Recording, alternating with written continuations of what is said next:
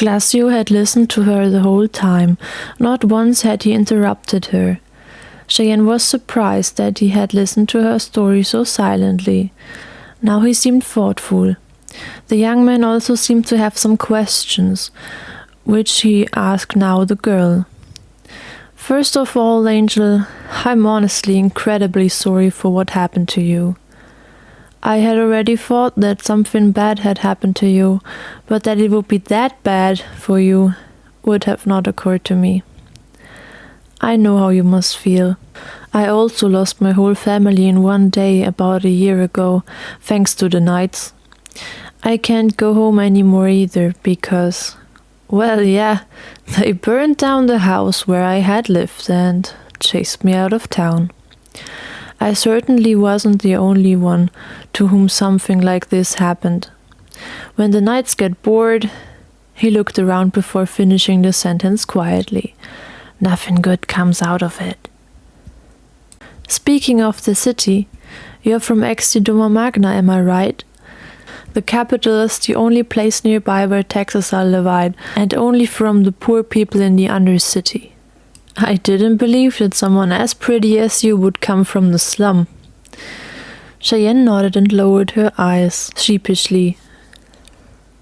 She didn't know if Glaczio had meant it as a compliment or if it was more like the opposite. He seemed to know the capital well. Cheyenne had never been ashamed of her homeland, but now she wasn't so sure. Even though the young man next to her had been chased away, he seemed to have come from a noble home, and her origins were a bit embarrassing to her. She couldn't resist the feeling, even though she still liked her home. Cheyenne was relieved when Glaczio apparently did not talk bad about her homeland. Still, with a thoughtful look, he continued to speak.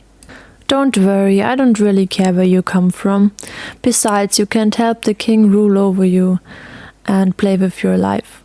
I hate to say it, but maybe it's even better that you're away from there now. Well, I have some questions for you, and I very much hope that you will allow me to ask and answer them, Angel. Cheyenne nodded. It was probably the least she could do for him after he had healed her and the wounds of the two four-legged friends. Then Glaczio spoke again.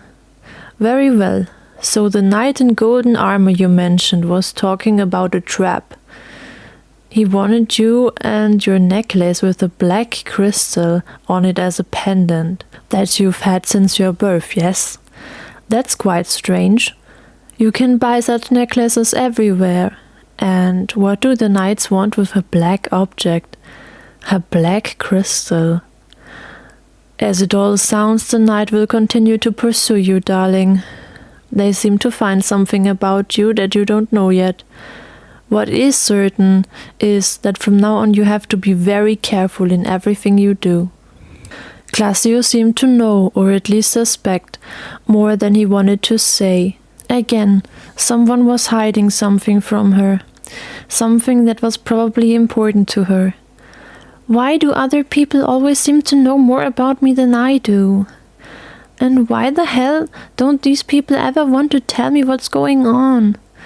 It would certainly be good to know and guaranteed important for me. After all, I was hunted and my crystal seems to be somehow special. Why had grandmother's last words been that I was the last hope for the world?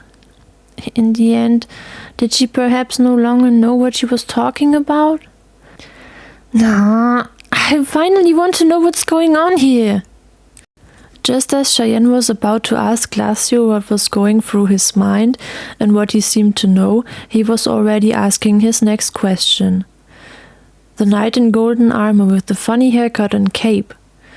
Can you describe it to me, sweetie? The girl would try to give him a detailed answer because, after all, she had promised to tell him everything he wanted to know. She would simply ask him her questions later. She tried to remember the cruel man who had her grandparents killed.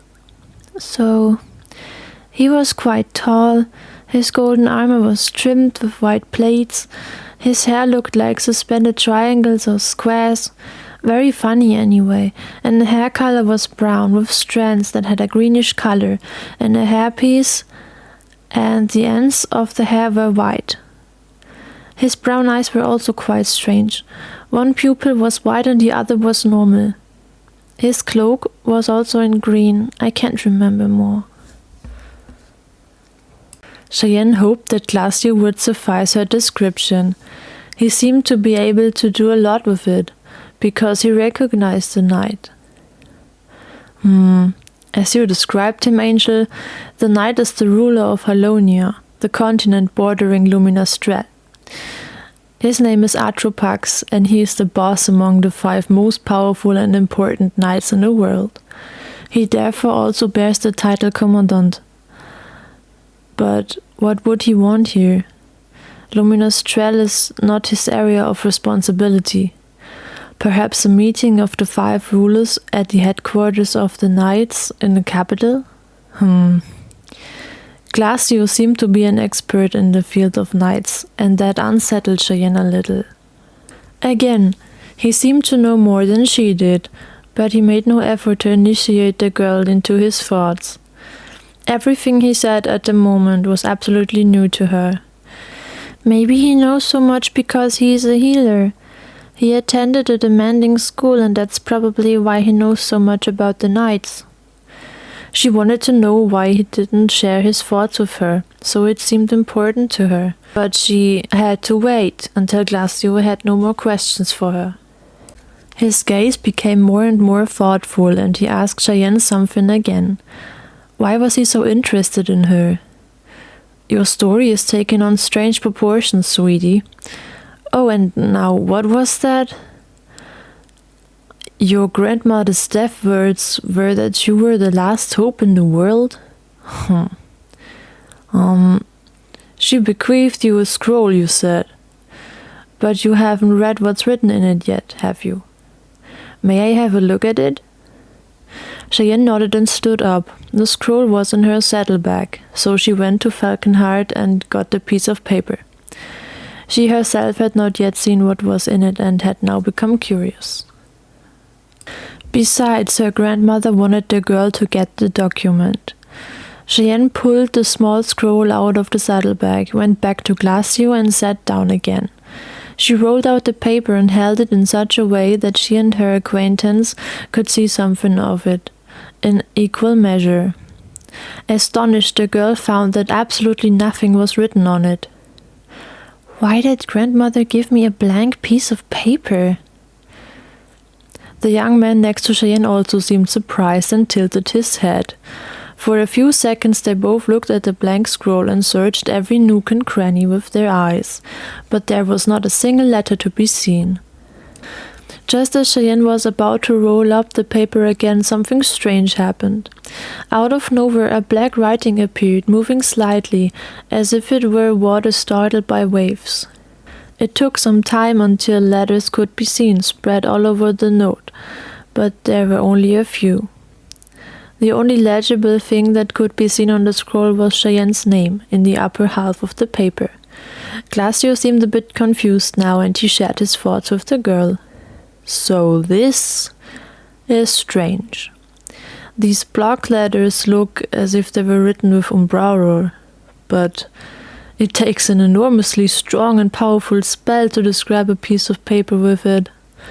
Apart from that, the art of labeling something with the power of life has been lost a long time ago. As far as I know, there is no one left in the world who can still write with umbraur. Huh. So your full name is Cheyenne Leblesse. What a beautiful name. Leblesse means the blessed in the ancient Yin-Yang language. Before you ask how I know, I had to learn this in my training. But you don't see much more here. Only the first word is legible. From. Well, I guess we can't do much with that, or what do you think, doll? Cheyenne shared his opinion and rolled up the paper again, but the scroll kept her busy. Why does someone write something for me on a piece of paper? Especially with such a strong spell. But Glaczio has said that no one can use this forgotten spell. That's weird. That my surname is the Blessed was also unknown to me. My grandparents also had this last name. I would have loved to learn the language of the Yin-Yang age. The ancient yin-yang language was no longer spoken by anyone today, but sometimes it is still taught in schools. However, these few places of learning were very expensive, and most of them could only be visited by children with noble parents. Glaczio must have had it good. He was able to learn so much, and his parents must have read every wish from his lips. Cheyenne obviously had to be very easy to see through, because Glaczio could read her mind. You would have liked to learn a lot too, wouldn't you, little angel? I see that you would have liked to go to a good school, but a normal one would have been enough for you, I know that you undercity people have no money left for learning sites. What a pity, if you ask me. The king deprives you of all possibilities for a future, and the knights make sure that you don't have the money to emigrate. Now he has found out for himself that she had not attended school, but instead of despising or laughing at her, he sighed and shook his head. This man was not like others. Any nobleman in Extidoma Magna would make fun of the people in the Undercity, insult them, and completely side with the king. But Glaczio felt sorry for them, and Cheyenne was sure that if he had the means to do so, he would help them. Even though he was the most annoying, indecent, and sometimes rude guy she had ever met, and who gave her nicknames, even though she had pointed out to him that she had already a name, he still had a good heart.